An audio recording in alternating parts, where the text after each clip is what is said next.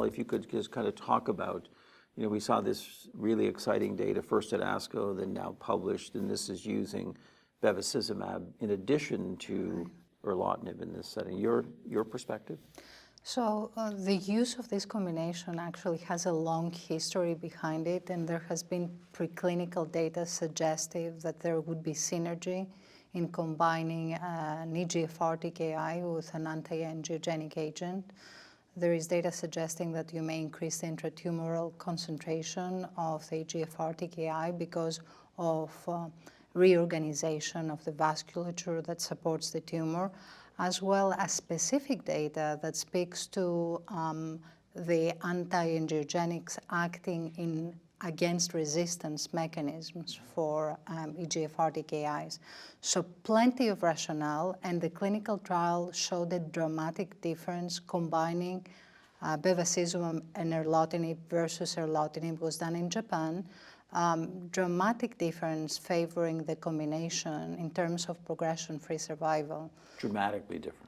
Yes, yeah. 16 months versus 9 months. Yeah, almost a doubling. Yeah. Yes, so definitely that provides us an opportunity to treat our patients and obtain that longer progression-free survival in the first-line setting, leaving other options for the second-line setting that are also long-lasting in the duration of response.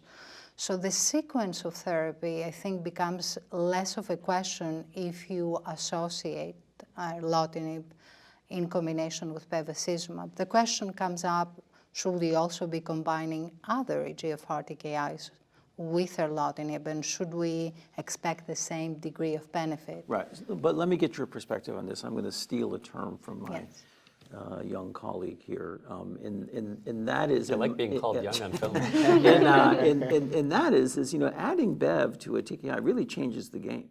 I mean, as Jared has said, it medicalizes the treatment, right? You have a patient coming every 3 weeks. And even though I think this is probably a low-risk population for the known side effects, the problem with Bev is the side effects are both unpredictable and can be catastrophic, right? Bowel perforation, bleeding, other things, RPLS, so all these sorts of things that can happen with Bev. And we don't know that it adds to survival. I want to get your perspective on that, but also your perspective on why not save the Bev till they start progressing? And we'll talk about T790M in a moment, but can you buy some time before you sequence to the next line, if they're particularly in those patients that may not have T790M disease? So I think the combination is to be used in selected patients, and there are clinical characteristics that put people at high risk for the side effects of bevacizumab. If you start with a patient with uncontrolled hypertension, or an older patient, or a patient that cannot really come back and forth for the medicalized treatment, that would be an argument against using bevacizumab. To your point about saving bevacizumab, and we can talk later, but there is data that is out there for patients with a T790M where this combination of erlotinib adding the bevacizumab was quite active. That was a study coming from Switzerland, and it demonstrated also a progression-free survival of 16 months in that second-line setting. So there may be more mileage that can be obtained later down the line, to your point, if you add bevacizumab to a patient that may have limited options for therapy. Yeah. Let me ask the panel. Newly diagnosed exon 19, do you add bevacizumab to your TKI? No, not outside the confines of a protocol. Tracy? I don't, no.